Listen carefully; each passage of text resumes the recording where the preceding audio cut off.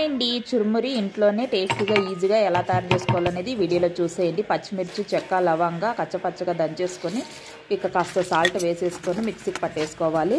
ఇక ఆయిల్ వేసుకొని పల్లీలు ఇలా వేయించుకొని పక్కకు తీసి పెట్టుకోవాలి. అలాగే పాపడాలు కూడా ఇలా వేయించుకోండి, ఇప్పుడు పక్కకు తీసి పెట్టుకోవాలి. ఇక అదే ఆయిల్లోనే మిక్సీ పట్టించుకున్న పేస్ట్ అయితే వేసేసుకోండి. వేసుకునేటప్పుడు కాస్త దూరం ఉండి వేసుకోండి. ఇక నీళ్ళు వేసి పేస్ట్ వేసుకోవటం కాబట్టి చిట్లుతుందనమాట. ఇక కాసేపు అయిన తర్వాత గ్యాస్ ఆఫ్ చేసేసుకోవాలి.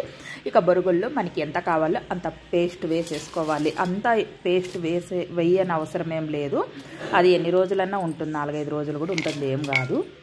ఇక కట్ చేసుకున్న టమాటా ముక్కలు, ఉల్లి ముక్కలు, కొత్తిమీర, ఇక నిమ్మకాయ రసము అలా వేసి ఇక అంతా కలిపేసుకోవాలి ఇలా ఒకసారి బాగా. ఇంట్లోనే టేస్టీ చురుమురి అయితే సూపర్ టేస్టీగా ఉంటాయి, చాలా బాగుంటాయి. లైక్ చేయండి, షేర్ చేయండి, సబ్స్క్రైబ్ చేసుకోండి. హాయ్ అండి, పెసలతో ఇలా కర్రీ అయితే చేసేసుకోండి. చాలా అంటే చాలా టేస్టీగా సూపర్గా ఉంటుందన్నమాట.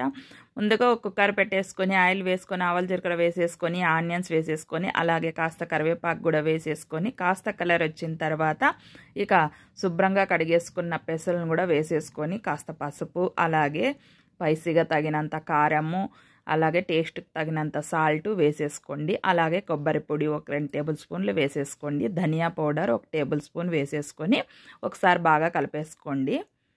ఇంకా మనము ఏ గిన్నెతో పెసలు అయితే వేసుకున్నామో అదే గిన్నెతోనే మనం నీళ్ళు అయితే వేసేసుకోండి. ఒక 2 గిన్నెలు వేసేసుకుంటే సరిపోతుందన్నమాట. నీళ్ళకి కావాలా అనుకుంటే కొన్ని వేసుకున్నా సరిపోతుంది. ఇలా 2 గిన్నెలు వేసుకుంటే నీళ్ళు ఈ మాత్రం వస్తాయన్నమాట పెసలు. చాలా అంటే చాలా టేస్టీగా సూపర్గా ఉంటుందండి ఈ కర్రీ.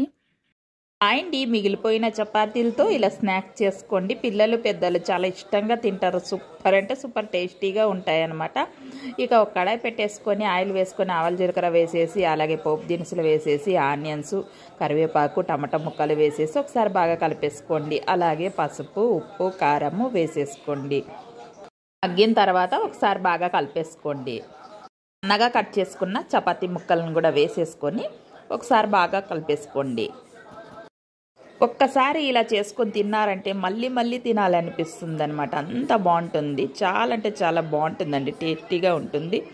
ఇక నా వీడియో కనుక మీకు నచ్చినట్లయితే లైక్ చేయండి, షేర్ చేయండి, సబ్స్క్రైబ్ చేసుకోండి. Bye friends.